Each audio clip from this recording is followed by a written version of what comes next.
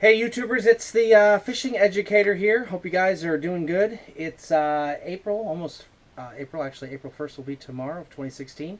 Fishing's been going great. I've had a couple of days that I've been able to get in the garage here, and I'm going to do some maintenance. Probably should have done this over the winter, but I've got some time right now, so I'm going to go ahead and do this. I'm going to show you guys today how to change the oil in a Honda 4-stroke, my 40 horse here. 1999 model.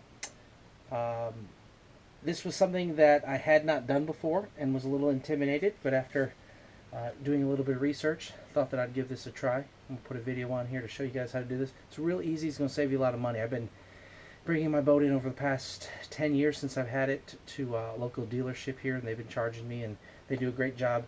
But I have to take my boat about an hour and get it dropped off. So I thought, well, let me see if I can tackle this. So this is not a complicated process. It's going to save you a lot of money, and it's going to save you some time as well, because a lot of times when I bring these to the dealerships to get my engine worked on, it's 1 to 2 weeks before they can even get anything done. So let's take a look here at this Honda 4-stroke. First thing you're going to want to do is you're going to want to take off the cover, and this particular Honda has a front clip and a back clip. Get that cover taken off. Then what you're going to want to do is come over to the other side here and identify the different parts. And really, this is really simple. You'll notice the oil filter is here, and we are going to be taking out this screw here in just a minute and draining the oil. If you look at the Hondas, probably most Yamahas are like this as well. You're going to see the oil stick here. That is actually not the oil stick, but where we're going to insert the oil. So you want to identify where that is located. If you will look at these Hondas, this engine is a 1999, and I can tell you honestly that I have done very little to this, and it looks brand new. As you kind of look at these, if you can get a Honda, I'm telling you right now, they're worth every penny. They literally pay for themselves in gas. The biggest issue that I always tell folks, they say, well, you like your Honda? I love my Honda. The only issue I have is I don't burn gas fast enough through it. Literally, there's a 20-gallon tank in here, and literally I can go all summer fishing multiple times and not go through gas, especially when I'm trolling. So if you're going to be with a Honda and get one of those, definitely put fuel additives in to make sure that you're not going to be having that gas sit for more than a few weeks or so. The dipstick is also here. You want to locate that. You will see there we're a little bit low, so it is time for an oil change. And it's been a couple years since I've done this. Like I said, one of the local dealerships where I bring it. So again, identify your parts. A couple tools we're going to use for today. Number one, make sure that you have a good oil filter tool. Got this at Harbor Freight. If you have a Harbor Freight in your area, love them. Cheap tools, especially for guys like me who don't have a lot of need for a lot of tools, but if you can get them, great. Other thing is a filter. This is a new filter. I buy all of my stuff online. I go to boats.net. I'm not endorsing them, but I'm telling you that's where I get them. I don't get a dime off of this, but it is where I do get my parts, and they do have original Honda parts. The other thing that we're going to be using today is some Pennzoil. I like to put the good stuff in. Since it's something I only do once every couple of years, I pay the extra price and put the good stuff in. This is actually 5W30 is what Honda recommends for that. So let's go ahead and let's get started. Okay, the first thing you want to do is make sure that your trim is all the way down. You want to make sure that you're going to be able to get all the oil out and drop that down all the way. Let me just say something about boats.net too. That's where I like to order my parts. I can get them here in a day. The one thing I really like about it too is it has models going back from when Honda first started releasing engines. So this is a 1999 model. When I go to Honda dealerships and I go online and try to buy them, it's really difficult. The nice thing about boats.com, which I think is great, is that they have layouts of all of your motors. They have all the different parts that are listed there, and you can just click on the part number.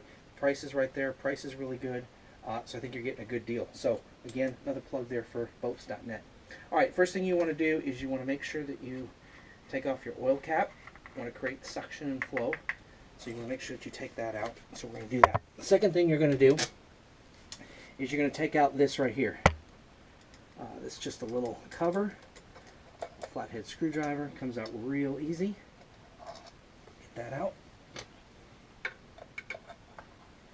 And then inside, you're going to see a hole here, and you're going to see a little plug, a little nut that's there. That nut needs to come off. It's got a little bit of a washer on it.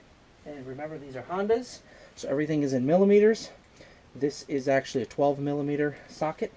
We're going to go ahead and put in there. Get that loosened up. I like to get that just to the point where I can move it with my hand so I can control it. Now, I use this for my riding lawnmower, and what it is, it's basically just a channel to get the oil as it comes out into the bucket. So real important to try to find some sort of channel. Again, I got this. This is actually a Briggs & Stratton oil drain extender.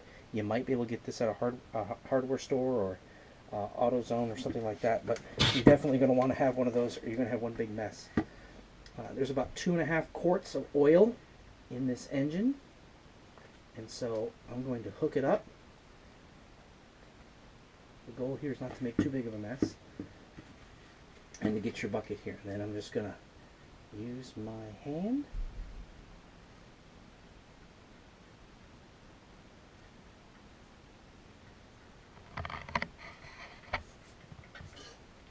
And the oil is coming out.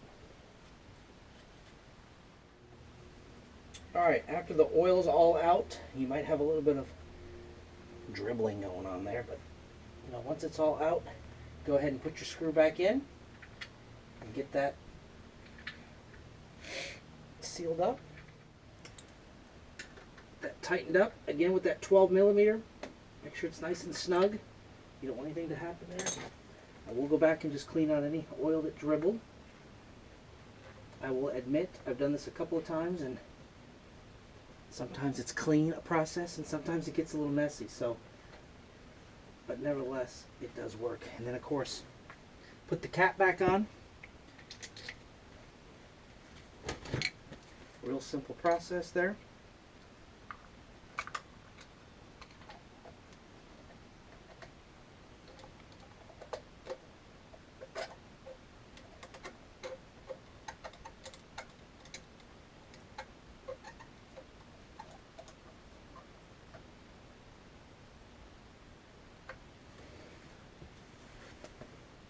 I always like to clean off my cap. Just get the old oil off. Alright, next thing you want to do after you drain the oil is get the oil filter off. Use your tool. Put the clamp on that, your oil filter tool. Just put it on there nice and tight, and then begin to twist. And that should twist off to the point where you can do it by hand. Go ahead and take that off.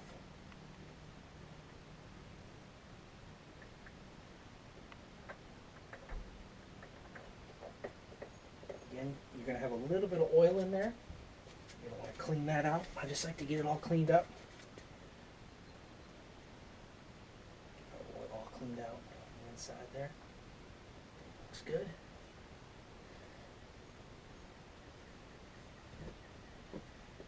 Put the new oil filter on. Again, you get that from boats.net. I'll go ahead and post that link for you as well.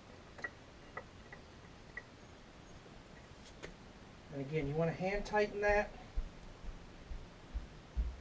and then take your oil filter tool and just make it a little tighter. You don't want to go too tight on these. You don't need to. Get them on good and snug.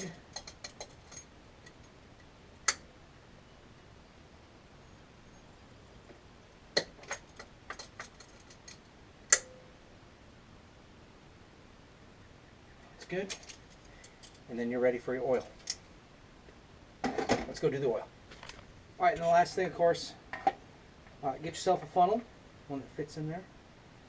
Again, my particular engine, your engine may be different, so make sure that you check manufacturer, what they recommend. Mine takes 5W30, just regular Pennzoil is what I like to put in here. Again, this one takes 2.5 quarts to fill it back up. I know that, but check your specifications, because bigger engines probably going to take more oil. So try this the next time you're out and save yourself some money. Be sure to subscribe and check back and check out my other videos. Thanks. Have a good day.